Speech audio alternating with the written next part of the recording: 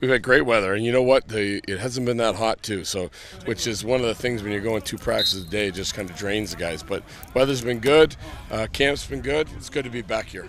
You have a returning quarterback, which is always a luxury. How much does that matter for Chris Merchant going into his second year? It matters a lot. You know, I mean, last year we had a veteran offense, but a freshman quarterback, and you know, you can only go as fast as that slowest piece, and when that slowest piece or that is your quarterback, everything's got to kind of revert to how fast he can pick everything up. So you know, it was kind of a learning process for him, but now he's on top of the playbook.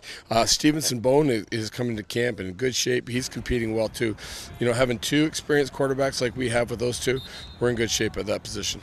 The rest of your offense, what are you looking for in terms of the way you'll work your scheme? I think you know what Steve's taken over. He's calling the plays this year. Obviously, going to spend a little bit more time, helping out on defense and special teams. But our offense will stay the same. It's the same offense.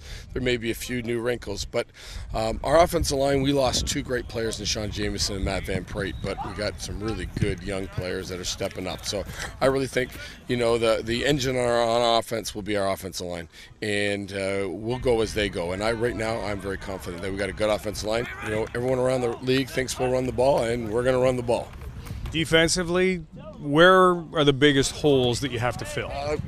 We lost Rupert Butchert and Johnny Bewald, and two of the best defensive linemen in the country last year, and those are big holes.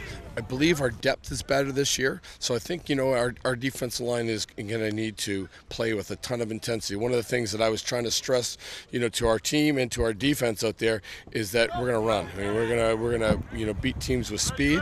We might not have as big a defensive line as some other teams, but we're very athletic.